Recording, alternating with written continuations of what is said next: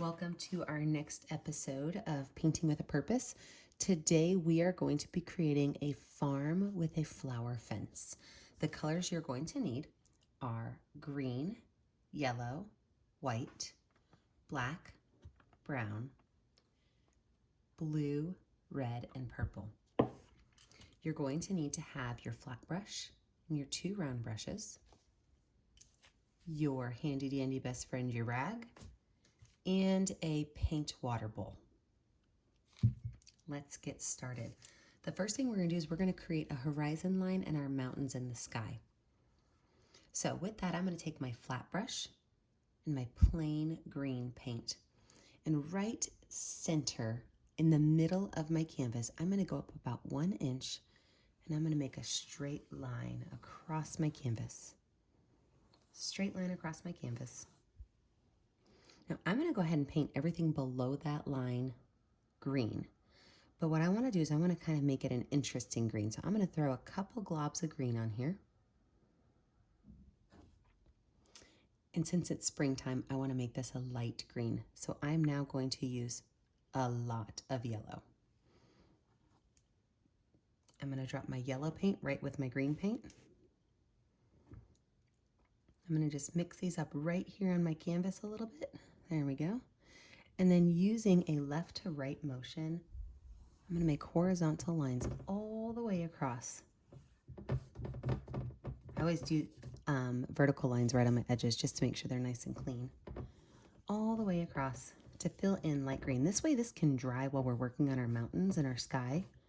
We can come back and we can add our fence and our farm. So we're just going to paint this whole thing light green. I use acrylic paints. You feel free to use any kind of paint you want. It might edit how your background turns out, but you can change your paint type. Once you have the whole thing covered though, I'm going to wipe off all of this extra paint and I'm going to smooth out my lines. Just go left to right. Make sure you start off the canvas and you end off the canvas. Otherwise you get these lines in here for your brush strokes and we don't want to have those on here. All the way across. It does not matter if you've got a little bit of area of dark green because we're actually going to be adding some variation of green in here. So don't worry at all about that. Just smooth out those lines, pull off that extra paint, and then we are ready for our sky. Take this flat brush and wash it. I want it to be washed off all the way. We are going to move on to purple.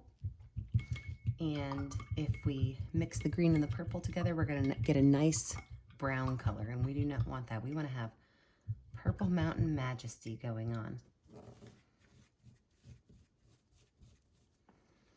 Now I've got my clean paintbrush. I'm going to take a little bit of purple and a whole lot of white. Just a little bit of purple, whole lot of white, and I'm going to create a wavy line that just kind of drops down from about 2 inches above my grass. And I'm just going to fill that in with this light purple color.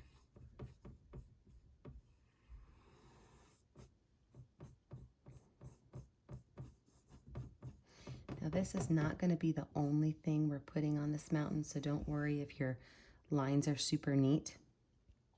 Don't worry if you fill it in super well. This is just a base layer. Like a little bit of my green mixed in, that's okay. I don't mind at all when my colors mix in.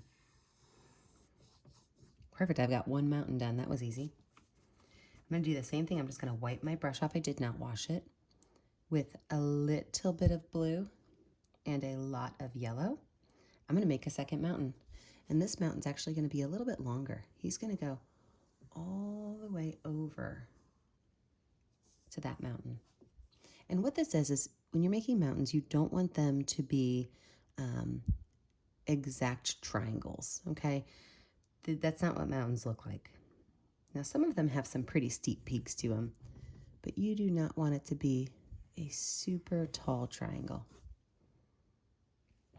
I want this to be a very, very, very light mountain. This is going to be our mountain that's the furthest back. You want to think in your artwork, whatever's the furthest back, you want to make the lightest because there's so much atmosphere and air between you and that object that it becomes almost hazy. So as you make your mountains further back in your landscape, you want to make sure that the furthest back mountain is going to be your lightest mountain.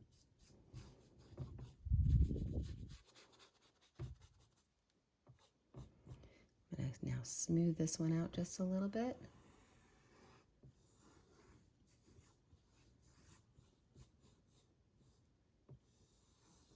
Yep, I like where that's going.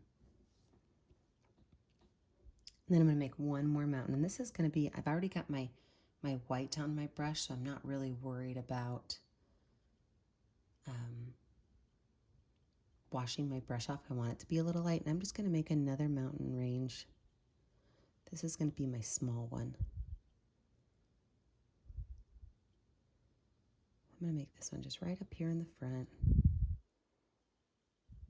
Yep, I love that.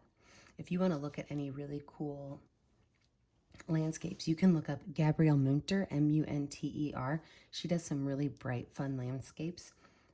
And if you look at Georgia O'Keeffe, a lot of her desert landscapes are beautiful. The colors are amazing. So there's two artists to look up if you want to get some ideas or inspiration on changing your landscape.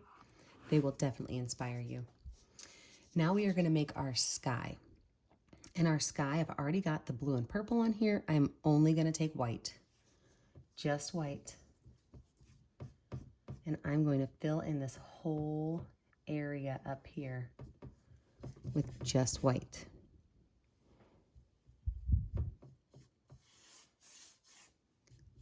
I'm going to be a little careful going around my hills here.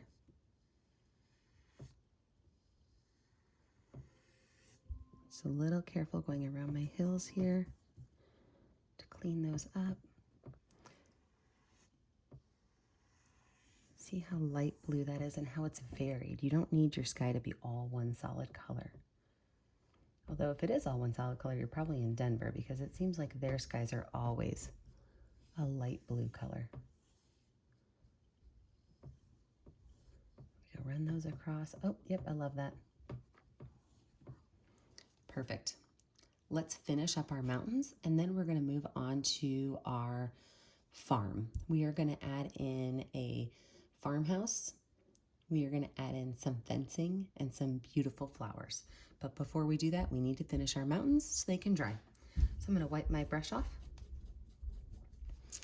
And with this brush, I am going to add extremely small amounts of purple to my purple. And I'm just going to put a couple dots of purple in there and wipe it off. And I'm going to smooth it out in a curved manner. What we're trying to do is we want to give some dimension to our mountains. We don't want our mountains to be really boring and solid. We want to just add a couple of areas of dark.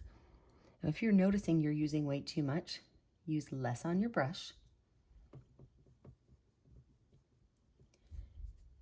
Or if you already added too much, you can totally put some more white in there.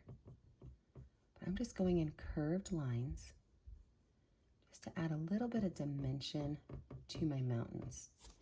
I'm going to do that with all three mountains. This one right here, it's going to be straight dark blue. I'm just going to add a couple of spots of dark blue. And then just kind of blend that in to give it a little bit of a variation in color.